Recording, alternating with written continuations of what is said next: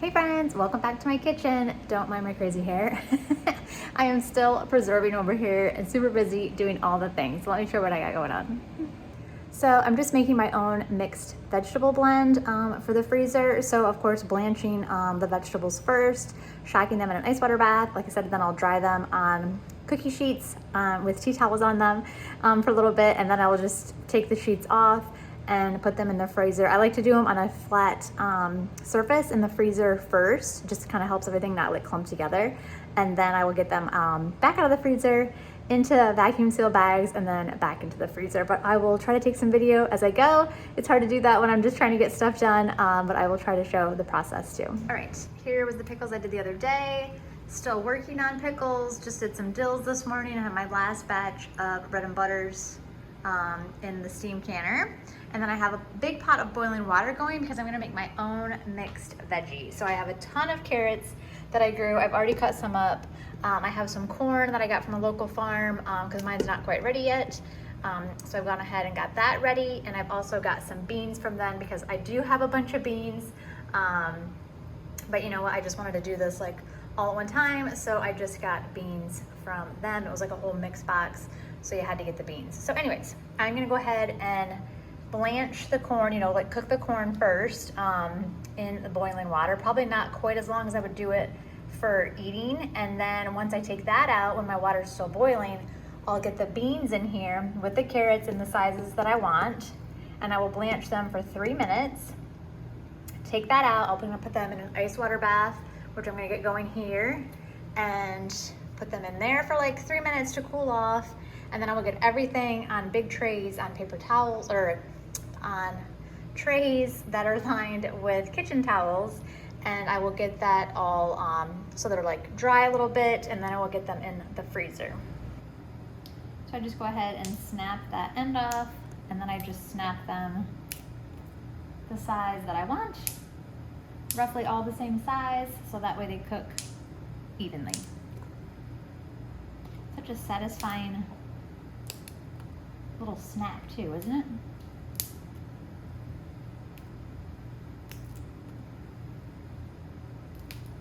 And when I say the end, I mean the end that was attached to the plant, so it's kind of like woody and stemmy. I take that end off. You could take the other end off, but that doesn't bother me. So I leave that.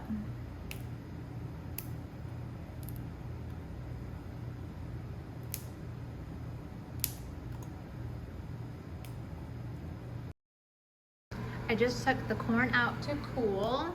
You can see it over here. And then I'm just bringing my water back up to temp, and then I'll get the carrots and beans in, like I said, and then blanch them. I try to be really conscientious when I'm preserving and using my water because it can take a lot of water. So this way I can just use the same pot of water to blanch all these vegetables. Another quick tip that works really great for me with preserving stuff, like as I'm getting vegetables or if I'm getting vegetables from the farmer's market, I always put them in baggies and make sure I put a paper towel in there in my fridge, and this just keeps them pretty long in there. The paper towel just helps to absorb extra moisture, which of course will help them from spoiling. And as the veggies are hanging out in this ice bath for about 3 minutes, I've gone ahead and lined my 2 cookie trays with just some kitchen towels, clean kitchen towels.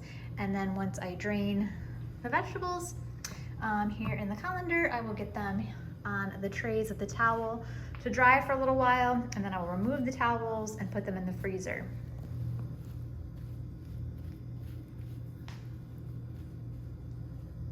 I try to get out into a single layer if you can, just so they can dry. Nice. And then I just went ahead and cut the corn off the cob, and I have that just on a little paper towel to absorb any moisture. And like I said, once everybody dries for a little bit, I will take the towels off and get them in the freezer. Now that the veggies have been on the sheet tray overnight, it's time to go ahead and bag them up. So I like to just write on beforehand the date. I started writing mixed veggie, but I'm like, well, obviously it's gonna be mixed veggie, so I just need the date. And then over here, where I have a plug, here is my very fancy vacuum sealer. I got this years ago on Amazon for like 20 bucks, knock on wood. It keeps going for me. It works great. They don't make it anymore. At least I haven't been able to find it.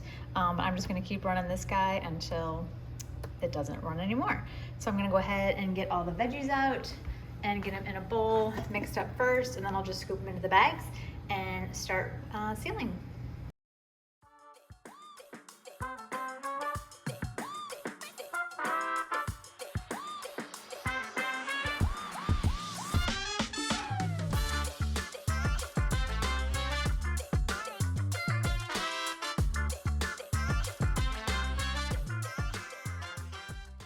All right, you may have noticed I was struggling with getting the vegetables off the tray. That was my own fault. I completely forgot. I normally put down a parchment paper and then it just slides right off, and then I reuse that parchment paper again, like in the freezer or for cooking, and I forgot.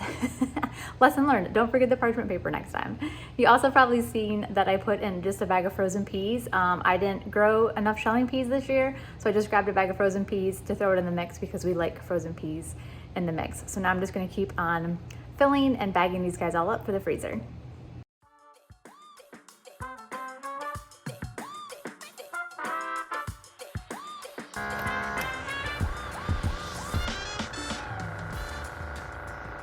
Thanks so much for watching, and be sure to give this a like and a subscribe. Happy growing, friends!